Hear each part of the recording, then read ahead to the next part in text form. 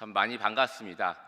제가 아까 이렇게 나눠주실 때 사실 이제 제 본명을 나누셨는데 저희가 이제 사역하는 곳이 이슬람권이기 때문에 이제 보안상 선교지에서는 저희가 이제 본명을 쓰지만 사실 교회에서는 이 선교사 명을 지어서 따로 씁니다. 그래서 제가 저의 선교사 명이 김친구 선교사입니다. 그래서 왜 이 김친구 선교사가 됐는지 잠깐 여러분들과 함께 나누고 시작하도록 하겠습니다. 그래서 여기 보시면 가운데 이렇게 노랗게 되어져 있는 곳이 쿠르드 민족이 살고 있는 땅입니다. 그래서 우리는 그것을 쿠르디스탄 그렇게 부릅니다. 근데 사실은 이 쿠르디스탄이라고 하는 이 지명이 지도에 나와 있지 않습니다. 왜냐하면 이 민족은 지금 나라가 없이 지내고 있기 때문에 그렇습니다. 근데 이제 한 나라의 지배를 받는 것도 아니고 투르키에 또 시리아, 이라크, 이란 이 네 개의 나라의 지배를 받고 있습니다. 그래서 한 2,500년 동안 나라가 없이 지내고 있는 그런 민족입니다. 이렇게 보시면 좀 시커먼 부분들이 있는데 거기는 다 산악 지역이에요. 그래서 이 사람들은 이제 산에서 목축업을 하면서 그 산으로부터 모든 필요한 것을 공급받는 사람들입니다. 근데 2,500년 동안 나라가 없이 지냈어요.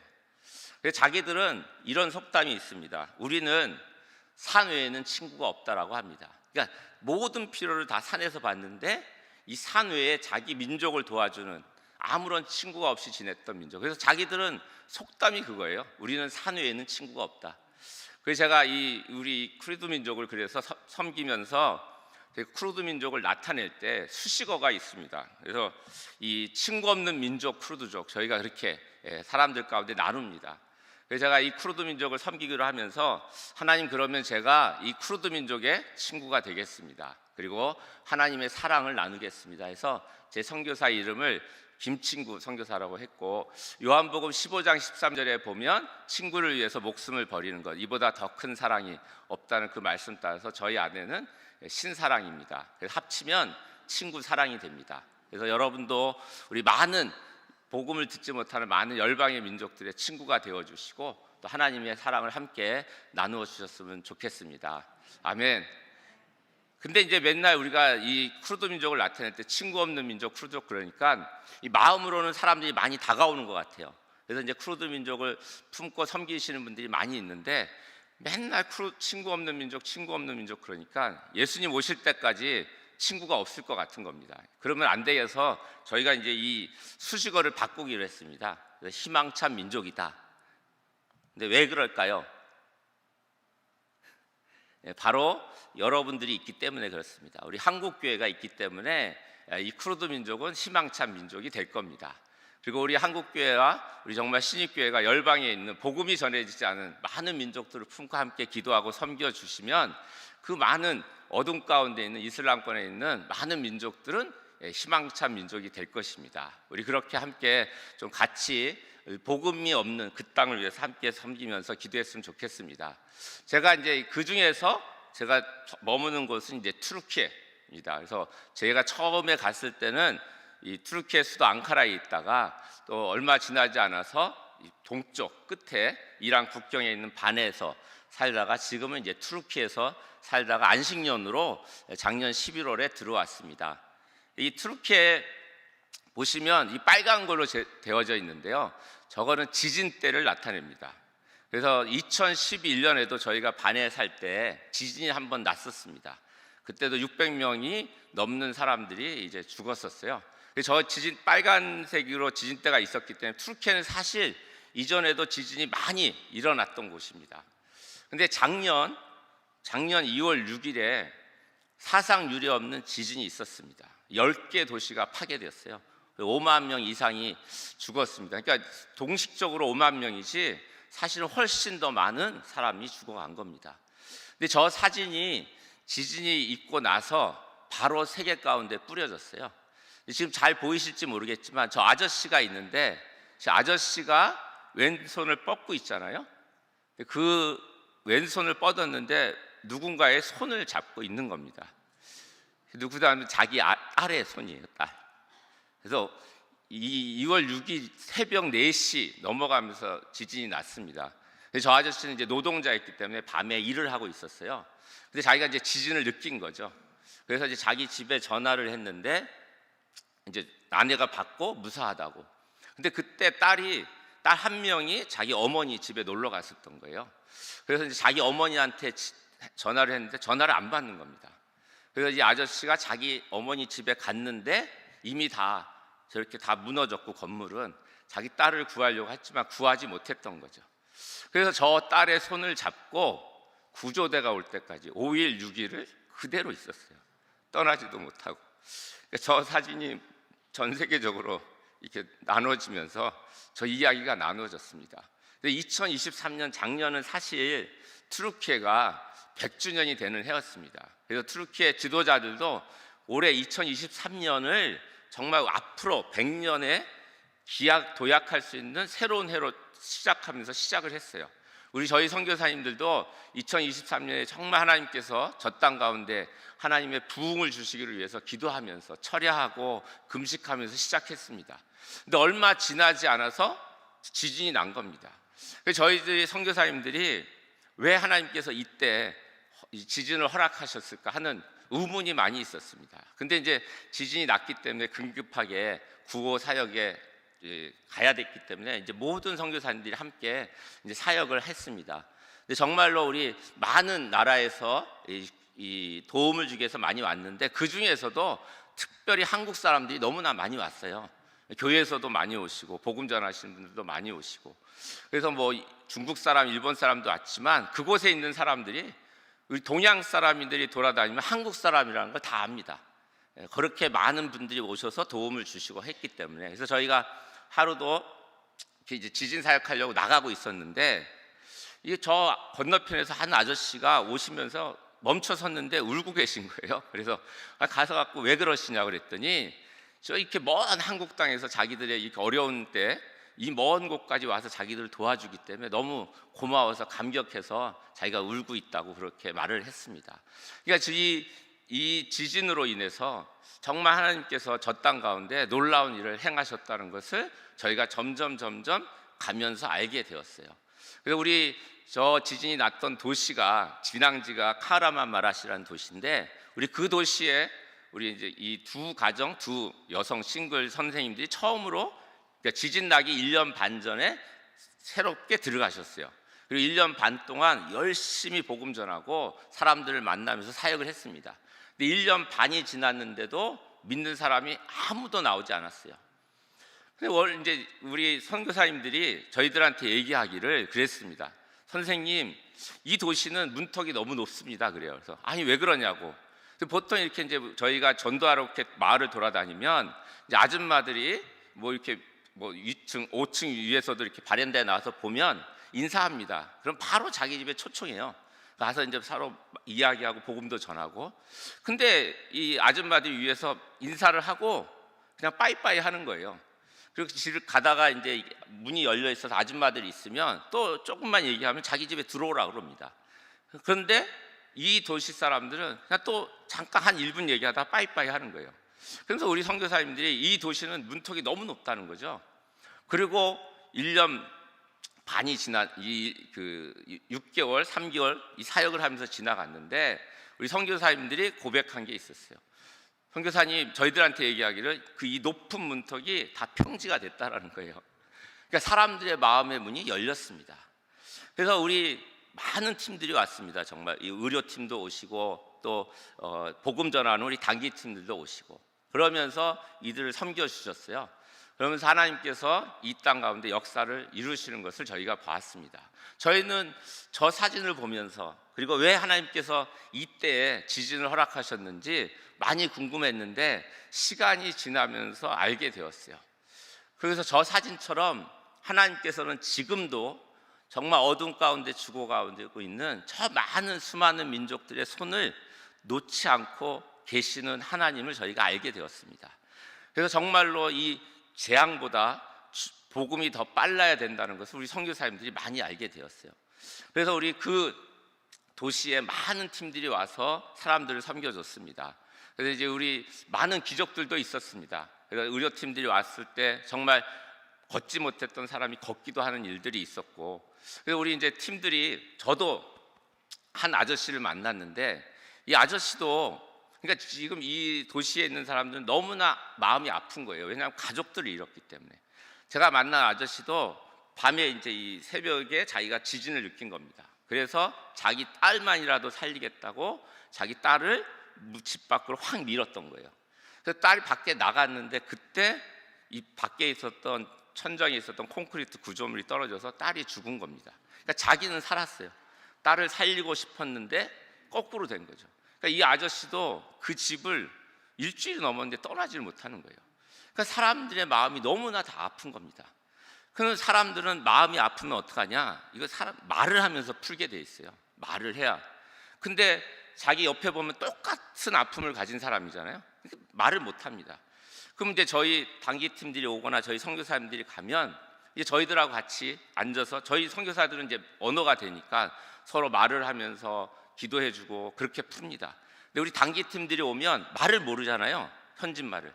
그래도 현지인들이 우리 한국 분들 놓고 이야기를 해요. 다 알아듣지 못하지만 자기들이 이야기하면서 울고, 우리 단기팀들도 그 이야기를 들으면서 같이 울고 같이 기도해주고, 그러면서 이들의 마음이 위로를 받는 거예요. 그래서 우리 침을 놓는 분들이 오셨어요. 그래서 저희가 이제 이게 3명씩 조를 짜서 이 컨테이너촌이나 천막촌을 돌아다니게 하셨어요. 그래서 이분들이 이제 한 집에 들어갔는데 이제 그 집의 아버지는 오른쪽 귀가 안 들립니다. 왼쪽 귀는 조금 들리고. 그래서 이제 들어가서 같이 이야기하고 이제 침 놓으신 분들이 침을 놔줬어요. 그리고 우리 다른 분들이 이제 기도해주고, 예수님의 이름에 능력이 있습니다. 예수님의 이름으로 기도하면 병이 낫습니다. 우리 팀들이 뭐 담대하게 선포하면서 침 놔주고 그 기도해주고 그랬던 거죠. 근데 문제는 뭐냐? 확인을 해야 되잖아요. 확인. 이 기도를 했는데, 예수님의 이름으로 기도하면 낫겠다고 하고 기도를 했는데, 사실 우리 팀들이 오셨는데 한국에서는 그런 사역을 안 해보셨거든요. 근데 확인을 해야 되는데 주저스러운 거죠. 그러고 있을 때 갑자기 그 아들이 이쪽에서 아버지 이름을 부른 거예요. 평상시 때는 못 들어야 되는데 아저씨가 자기 아들이 부르자마자 고개를 확 돌려버린 거예요. 그러니까 아들이 깜짝 놀래고 가족들도 깜짝 놀래고 너무 기뻐하고, 우리 팀들도 깜짝 놀랐어요. 제가 나중에 알고 봤더니 그 침 놓으시는 분이 이 지진 사역 한 달 전에 침을 처음 배우셨대요. 이 말은 뭐예요? 이 침으로 된 게 아닙니다. 하나님께서 기도할 때 그 역사를 이루셨던 거예요. 그러니까 이런 일들을 통해 하나님께서 새로운 일들을 행하시는 겁니다. 우리 선교사님들이 이제 다른 지역에 있지만 지진이 났기 때문에 거기 가서 같이 이제 사역을 해주고 합니다. 그래서 우리 선교사님들이 갔던 한 마을이 있는데 할머니를 만났는데 할머니를 위해서 무릎에 앞에서 기도해주고 이분들이 이제 다시 돌아간 겁니다. 그리고 한 달 있다가 또 그 마을에 갔어요. 갔는데 이 할머니가 우리 팀 선교사님들 보더니 너무나 반갑게 맞으면서 자기 집에 다시 초청을 한 겁니다. 알고 봤더니 우리 선교사님들이 무릎을 위해서 기도해 줬는데 그게 다 나은 거예요. 그러니까 이 할머니가 너무나 또 반가우니까 초청하고 우리 선교사님들이 이제 기도해 주고, 근데 기도할 때 이 아줌마가 환상을 본 겁니다. 십자가에 피를 흘리고 죽으신 예수님의 환상을 보면서 그때 우리 선교사님들이 기도해 주고 예수님을 영접하고, 그리고 이제 돌아왔는데 이 할머니가 그 이슬람 사원의 성직자를 찾아간 거예요. 찾아가서 내가 십자가에 달린 예수님을 봤다. 그리고 내가 예수님을 믿는다. 그랬더니 이 성직자가 아니다. 십자가에 죽은 건 예수님이 아니라 유다다. 그렇게 얘기한 겁니다. 왜냐하면 이슬람에서는 그렇게 가르치고 있습니다. 그러니까 이 할머니가 이제 의심을, 이렇게 질문이 있는 거죠. 아니, 나는 분명히 예수님 봤는데 이슬람 성직자가 그러니까.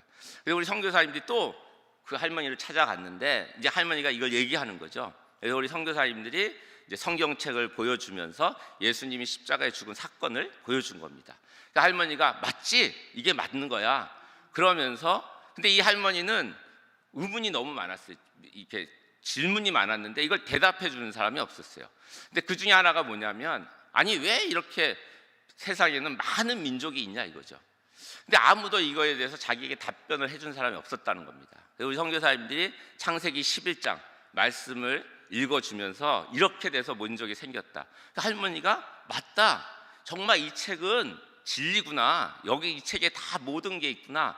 라고 그 할머니가 믿게 된 거예요. 그리고 이제 우리 선교사님들이 그 할머니, 딸, 손녀가 있었는데 같이 위해서 기도해주고, 근데 이 딸도 환상을 본 겁니다 그때. 그래서 뭐냐 하면 이렇게 금 의자에 어떤 분이 앉아 있는데 모든 민족의 사람들이 이 절하는 그걸 본 겁니다. 그래서 우리 선교사님들이 계시록 7장 9절에 있는 말씀을 보여줬어요. 근데 자기가 본 환상과 똑같은 거죠.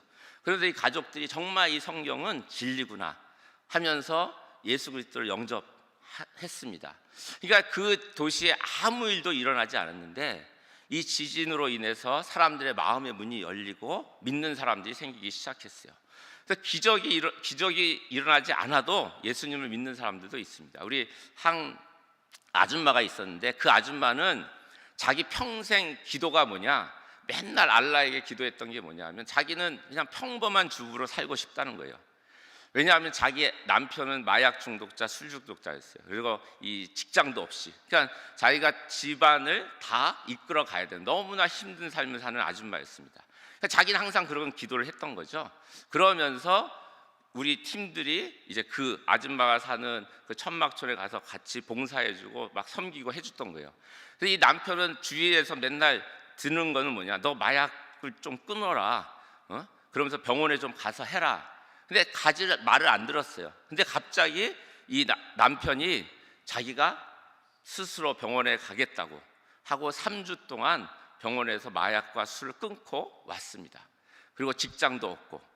그러면서 이 아줌마가 자기 기도가 들어줬다는 거예요. 왜냐하면 너희 한국 사람들이 우리 와서 여기서 이렇게 열심히 섬겨주고 하니까 우리 남편이 마음이 변해서 내 기도를 너희들 때문에 들어줬다. 너희가 믿는 예수님을 믿겠다. 그리고 이 가정이 지금까지 신앙생활을 하고 있습니다. 그러니까 지금 하나님께서 아무 1년 반 동안 우리 선교사님들이 열심히 사역했지만 아무 일도 일어나지 않은 그 땅에 이 지진을 통해서 새로운 역사를 이루시고 교회가 시작이 되었습니다. 그러면서 우리가 이 지진을 보면서 정말 하나님께서 우리에게 말씀하셨던 것은 복음은 죽음보다 재앙보다 더 빨라야 된다는 겁니다. 사실 2003년에는 튀르키예뿐만 아니라 여러 나라에서 이 재앙이 있었습니다. 모로코에서도 지진이 있었고, 아프가니스탄에서도 그렇고, 리디아에서도 이 홍수가 있었고, 파키스탄도 그렇고, 그거 어느 때보다도 재앙의 소식이 많이 들려왔습니다. 그리고 이건 앞으로도 더 많아질 겁니다. 그럴 때마다 하나님께서 우리 교회 가운데 말씀하시는 것은 이 재앙과 죽음보다 복음이 빨리 가야 된다는 겁니다. 그래서 우리가 정말 여러분들이 많은 뉴스를 들으실 때 전 세계 가운데 나타나는 재앙들, 또 전쟁의 소식들, 우리 이스라엘과 팔레스타인이 지금 싸우고 있고, 우크라이나, 러시아가 또 싸우고 있고, 미얀마에서는 이 쿠데타가 일어나기도 하고, 이런 재앙의 소식이 올 때마다 우리 교회들이 함께 기도하고 또 정말 그곳 가운데 복음을 전할 사람들이 간다면 하나님께서는 이 일들을 통해서 놀라운 역사를 이루게 하실 것입니다. 아멘. 네, 그래서 정말 작년에 튀르키예를 위해서 정말 한국 교회뿐만 아니라 전 세계 교회가 너무나 기도를 많이 하셨어요. 이 기도는 뭐냐 하면, 빨간색은 믿는 사람이 한 명도 없는 도시입니다. 그래서 이제 저기 보시면 이전에는 더 빨간색이 많았는데, 여기 보시면 남북으로 빨간색이 이렇게 쭉 성벽처럼 되어져 있는데, 저 오른쪽은 이란입니다. 이란. 지금 이란은 전 세계에서 가장 기독교가 성장하고 있는 민족입니다. 근데 그 이란에 지금 부흥이 있는데, 그 부흥이 이 튀르키예 땅에 넘고 열방으로 가기를 우리 선교사님들이 많이 위해서 기도하고 있었어요. 근데 마치 저 빨간 성벽이 그 부흥의 길을 막고 있는 것과 같은 거죠. 그래서 저희 선교사님들이 열심히 기도하면서 저 빨간 벽이 무너지기를 위해서, 그래서 정말 이란의 부흥이 튀르키예를 넘어서 열방에 가기를 소망하면서 기도하면서 섬겨왔습니다. 근데 이 지진이 나고 한국에서 한 분이 저한테 연락이 왔어요.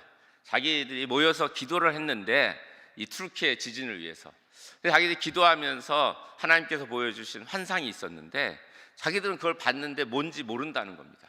그래서 제가 뭐냐고 물어봤더니 자기 기도할 때 그걸 본 거예요. 빨간 줄이 있었는데 그 줄이 끊겨 나갔다는 겁니다. 그러니까 그분들은 뭔지 모르지만 저는 그걸 듣는 순간 알은 거죠. 정말 하나님께서 이 지진을 통해서 정말 저 땅 가운데 저 빨간 장벽을 없애시고 이란의 부흥이 먼 열방 가운데 가기를 소망하시는 그 마음을 주셔서 정말 2023년에 우리 선교사님들이 더욱더 하나님의 마음을 갖고 섬겼습니다. 그리고 2023년, 2024년 지나면서 그 어느 때보다도 더 놀라운 열매들이 각 도시마다 있었습니다. 그래서 우리 신일교회 여러분들도 함께 같이 기도해 주시면서 우리 열방에서 들려오는 소식들을 가지고 함께 섬겨 주셨으면 좋겠습니다. 네, 오늘 신명기 우리 말씀을 같이 읽었는데요. 신명기는 이제 애굽에서 이스라엘 백성이 나오면서 40년 광야를 지나고 이제 가나안 땅으로 들어가는 거죠. 사실 이제 이 애굽에서 태어나서 나왔던 사람들 중에 여호수아와 갈렙 외에는 다 가나안 땅에 들어가지 못하는 겁니다. 모세까지도. 그러니까 모세가 이 가나안 땅에 들어가기 전에 이 광야에서 태어났던 이 이스라엘 백성들에게 다시 한번 하나님께서 가르쳐 주신 이 율법을 설교를 하는 게 이 신명기입니다. 우리는 신명기 그러면 처음에 들으면 저게 뭐 신의 명령인지 또는 새로운 명령인지 우리는 그렇게 생각할 수 있는데, 저 신은 거듭신이에요. 그러니까 다시 한번 모세가 하나님의 말씀을 이스라엘 백성에게 알려주는 겁니다. 너희들이 가나안 땅에 가서 어떻게 살아야 될지. 그러니까 신명기에서 주로 얘기하는 건 뭐냐? 하나님께서 애굽에서 나올 때 일으켰던 기적을 기억하라. 그 40년 이 광야 생활 동안에 너희들을 어떻게 섬기고 돌보고 이끌었는지를 기억하라. 그 여호와 하나님을 기억하고 그 하나님께서 주신 명령을 꼭 지켜야 된다고 말씀하는 게 이게 신명입니다. 그러면서 오늘 읽었던 우리 11장에 이 모세가 얘기하기를 너희가 살았던 애굽과 그리고 너희가 들어갈 가나안 땅을 비교를 해주는 겁니다. 그러면서 모세가 애굽에서 가나안에서 어떻게 살아야 되는지, 사실 그 당시에는 제일 중요한 식량원이 곡물이었죠. 그리고 이 목축업 두 가지였습니다. 뭐 산업이 있었던 때가 아니었기 때문에. 그러니까 이 두 가지가 그 한 민족이 살아갈 때 너무나 중요한 거였어요. 그래서 이 농사를 비교로 하면서 말을 한 겁니다. 그러면서 이 애굽 땅은 어떤 땅이냐? 너희가 물로 채소와 채소의 댐을 가지고 되는 땅이라는 거죠. 그러니까 애굽은 우리가 전부 잘 알고 있듯이 나일강이 있는 땅입니다.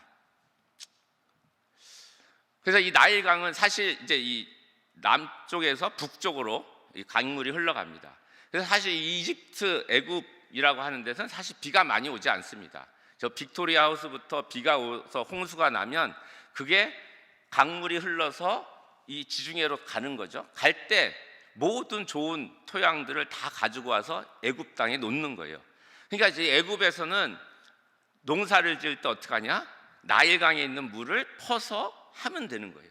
그러니까 사람들의 수고와 노력이 있는 땅입니다. 그러면 이 애굽 땅에서는 사람이 가지고 있는 기술과 사람이 가지고 있는 능력으로 살아가는 땅이라는 거예요. 그러고 나서 이 애굽에서의 삶의 방식을 모세가 이야기하고 있는 겁니다. 그리고 가나안 땅은 어떤 땅인지를 모세가 설명을 하고 있습니다.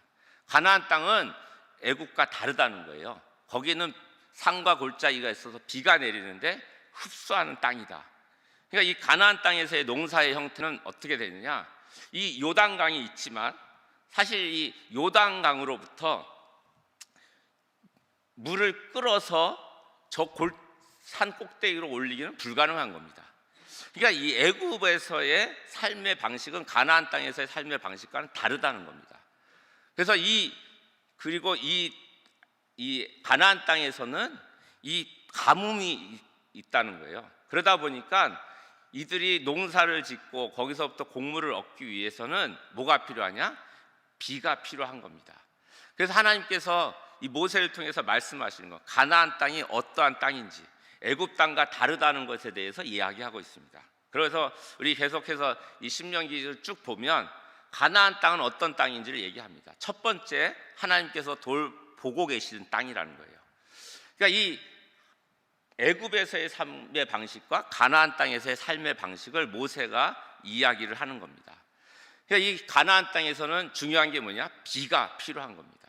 그래서 이른 비와 늦은 비가 있어야 되는 거예요. 이른 비라는 것은 이 여름에는 가뭄이 있습니다. 그래서 이제 이 씨를 심어야 되는데 땅이 너무 딱딱한 거죠. 그래서 씨를 심을 수도 없고, 그때 가을쯤이 되면 이른비가 내립니다. 그래서 땅이 촉촉해지고 씨를 심을 수 있고, 씨를 심었을 때 그 안에서 물을 가지고 있기 때문에 이 씨가 싹을 트고 자라날 수 있는 겁니다. 그리고 또 필요한 것은 뭐냐? 늦은 비라는 거예요. 가을 때가 되면 이제 이 싹이 나서 자라난 이 곡식들이 열매를 맺어야 되는데, 그때 비가 와야 열매가 아주 풍성하게 맺어지는 게 이 가나안 땅에서의 농사법입니다. 그러니까 애굽에서의 삶의 방식과 가나안 땅에서의 삶의 방식은 다르다는 것을 얘기하고 있어요. 애굽에서는 너희가 노력하고 너희의 힘으로 살았지만, 가나안 땅은 그게 아니고 뭐예요? 하나님께서 돌보시는 땅, 하나님께서 이른 비와 늦은 비를 적당한 때에 내리는 땅이 가나안 땅이라는 겁니다. 우리는 어느 땅에 살고 있습니까? 믿는 사람으로서. 그러니까 당연히 저희는 가나안 땅에 살고 있죠. 근데 혹시 우리의 삶의 방식이 애굽에서의 삶의 방식인지를 좀 봤으면 좋겠습니다. 여전히 우리는 가나안 땅이라고 하는 믿는 자로서 가나안 땅에 살고 있는데, 우리가 지금 살아가고 있는 삶의 방식이 혹시 애굽에서의 삶의 방식이 아니냐 하는 거죠. 여전히 우리는 믿는 자로서 가나안 땅에 있지만, 우리는 나의 노력과 나의 힘으로 내가 가지고 있는 것으로 살아가려고 하는 모습이 우리 가운데 있는지, 정말 우리는 하나님께서 이 가나안 땅에 있는 우리를 늘 돌보시고 늘 우리를 보호하신다는 그 하나님을 믿으면서 하나님께서 우리에게 이른 비와 늦은 비를 주실 것을 바라보면서 살아가고 있는지, 우리의 삶을 다시 한번 봐야 될 것입니다. 만약에 우리가 가나안 땅에 살고 있지만 여전히 정말 애굽에서의 삶의 방식처럼 살아간다면 너무나 힘든 삶을 살아가는 겁니다. 여러분 생각해 보세요. 아까 봤던 그 요단강 밑에 있는 그 강물을 이 산꼭대기로 올리려고 생각해 보세요. 애굽에서의 살았던 삶의 방식으로 사는 사람들은 너무나 힘겨운 삶을 사는 겁니다. 그래서 예수님을 우리가 믿고서도 여전히 세상의 방식과 세상의 것을 쫓으며 산다면 우리는 너무나 힘든 삶을 살아가게 된다는 거예요. 우리는 이제 세상과 애굽에서 출애굽한 사람들입니다. 그리고 우리는 가나안 땅에서 살아가고 있는 사람들이에요. 그래서 우리가 바라볼 삶의 방식은 정말 하나님께서 원하시는 하나님의 때에 이른 비와 늦은 비를 주실 것을 믿음으로 바라보면서 살아가야 된다는 겁니다. 저희가 이 한국에서 떠나서 선교지에서 살고 있는데, 저희들의 선교지의 삶은 더 그런 것 같아요. 정말로 우리의 노력과 우리의 힘으로 어떻게 할 수 없는 땅이 저 선교지 땅입니다. 정말 하나님께서 이른 비와 늦은 비를 하나님의 때에 주셔야만 그 땅 가운데 열매가 맺어지는 땅이 어쩌면 저희 선교사들이 살고 있는 선교지의 모습이라고 할 수도 있습니다. 그래서 여러분들이 정말로 우리 끝까지 그렇게 가나안 땅에서의 삶의 방식으로 살았으면 좋겠습니다. 이것을 구약에 있는 선지자들도 나타나서 매번 이스라엘 백성에게 상기를 시켜줬어요. 우리 좀 구약에 있는 몇 개의 말씀을 같이 보면 예레미야도 그런 말을 한 겁니다. 우리에게 이른 비와 늦은 비를 때를 따라 주시며 우리를 위하여 추수기한을 정하시는 우리 하나님 여호와를 경외하자. 사람들이 이걸 잊어버렸다는 거예요. 이런 말을 하지 않는 이 이스라엘 백성을 향해서 다시 한번 예레미야가 이른 비와 늦은 비를 주시는 하나님을 경외하라고 말씀하고 있습니다. 요에서에서도 마찬가지로 얘기하고 있어요. 하나님께서 즐거워할지어다 그가 너희를 위하여 비를 내리시니 이른 비와 늦은 비가 전과 같을 것이다. 그러면서 어떤 삶을 살아야 되는지, 이스라엘 백성이 하나님을 바라보지 못하고 제약 가운데 있을 때마다 선지자들이 나타나서 했던 것은 너희 여호와를 바라봐라. 그러면 여호와께서 이른 비와 늦은 비를 주실 것이다. 신약 성경에서도 마찬가지입니다. 너희도 농부가 땅에서 나는 귀한 열매를 바라고 길이 참아 이른 비와 늦은 비를 기다리니 너희도 길이 참고 마음을 굳게 하라. 주의 강림이 가까우니라. 그러니까 이 믿음의 선배들은 이른 비와 늦은 비를 주시는 하나님을 바라보면서 살도록 우리에게 계속해서 말씀하고 있습니다. 우리 사랑하는 우리 신입교회 성도님들도 정말 이제 이른 비와 늦은 비를 하나님의 때에, 하나님이 원하시는 때에 주시는 것을 바라보면서 그렇게 가나안 땅에서 하나님의 축복을 받으면서 살아가는 여러분들이 되기를 소망합니다. 또 우리 가나안 땅과 같은 곳에서 살아가고 있는 우리 선교사님들을 위해서도 동일하게 주님만 바라보고 이른 비와 늦은 비를 주시는 하나님을 통해서 열매를 맺는 삶이 되기를 기도해 주시고 함께 해 주셨으면 좋겠습니다. 네, 제가 기도하겠습니다.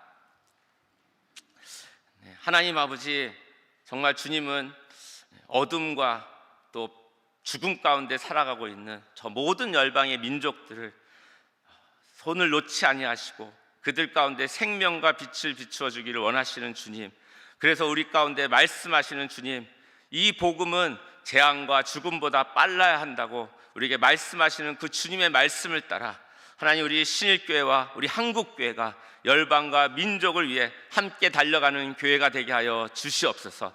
하나님, 우리는 가나안 땅에 있습니다. 혹 우리가 아직도 애굽에서의 삶의 방식으로 살아가고 있다면 하나님께서 우리를 불쌍히 여겨주시고 정말 이른 비와 늦은 비를 하나님의 때에 주셔서 많은 열매를 맺고 하나님이 원하시는 삶을 살 수 있도록 우리를 인도하여 주시옵소서. 하나님, 우리 신일교회를 세우셨사오니 이 약수동과 정말 하나님 열방과 민족을 섬기는 하나님의 교회가 되게 하여 주시옵소서. 하나님을 찬양합니다. 모든 열방과 민족을 구원하시고 정말 이 땅 가운데 다시 오실 우리 주 예수 그리스도의 이름으로 함께 기도합니다. 아멘.